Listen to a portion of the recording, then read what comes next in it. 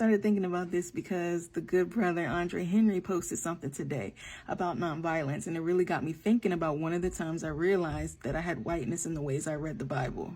So when I think about the way we used to think about the Sermon on the Mount, it was always aspirational, and it was like kind of idealistic and just didn't feel practical. If you think about Toby Nwigwe's song, Try Jesus, just feeling like that type of stuff doesn't sit right with me. But I think it's because we misunderstand what Jesus is doing in the Sermon on the Mount. Basically, the energy that Jesus is on when he's teaching the people how to do the Sermon on the Mount is like, who gonna check me, boo, in terms of our humanity.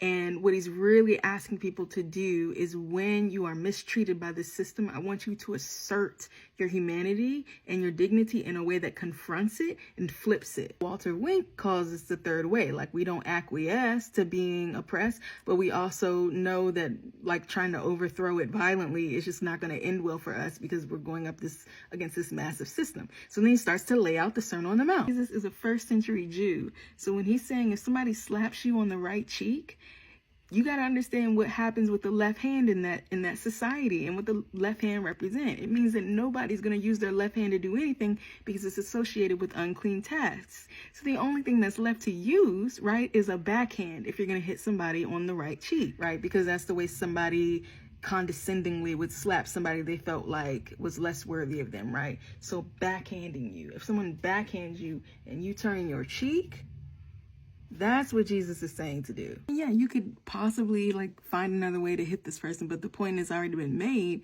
because now like you've lost the ability to make them feel dumb or insignificant or inferior, because now you just come into blows. And fist fighting with somebody you think is less than you, this person is not superior to you, number one. And number two, if it comes to blows, they might F around and find out, like the Alabama Sweet Tea Party. So you're stronger than a Roman soldier. But number two, like they could get in trouble for that because it's a bad look. If you're in debt to such a point that person is willing to take the clothes off your back, go on and give them your drawers.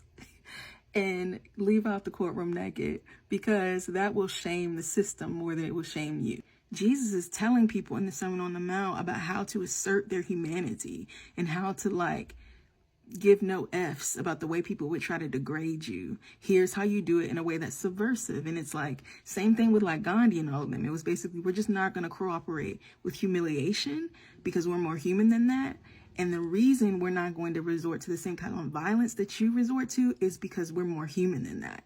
It's just a very interesting way of thinking about and reading scripture. And I feel like whiteness just robs us.